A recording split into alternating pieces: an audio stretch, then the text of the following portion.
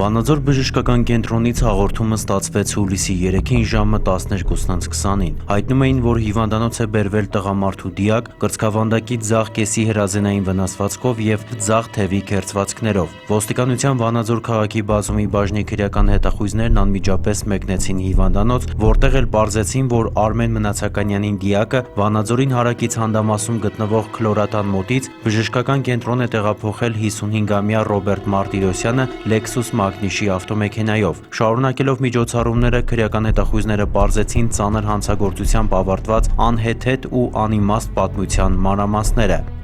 Վեճը ծագում է Վանաձորի Թումանյան փողոցում գործող ծաղկի սրահի փաստացի սեփականատեր Վանաձորի 30-ամյա բնակիչ անհատ ձեռնարկատեր Արմեն Վոփյանի եւ իր շրջապատում Կաֆոյի Ռոբու անունով հայտնի Ռոբերտ Մարտիրոսյանի միջև։ Պատճառն ավելի քան չնչին էր, հետևանքը ավելի քան անհամարժեք։ Ծաղկի սրահում 5000 դրամանոցը երրորդ անձի միջոցով մարելուց հետո կողմերից մեկը պնդում է, թե վերադարձվել է 4 հատ հազարանոց, մյուսը պնդում է, որ նման թյուրիմացություն պարզապես հնարավոր չէ։ Ֆինանսական խնդիրը դառնում է ինքնասիրության հարց, զիջելը դառնում պատվազրկություն։ Ընդլայնված կազմով պարզաբանումները շարունակվում են Վանաձորի Մայմեխի խճուղուն հարակից հանդամասում, որտեղ էլ Արմեն Վոփյանը հրազենային մարմնական վնասվածք է պատճառում բաց բաժնետիրական մի ընկերության ֆինանսական տնօրեն 55-ամյա Արմեն Մնացականյանին, ու նա տեղում մահանում է։ Արմեն Վոփյանը դիմում է փախուստի։ Զննությամբ հանդամասում հայտնաբերվել է Մակարով ատրճանակի կրակված 3 պարկուճ, հարուցվել է քրեական գործ,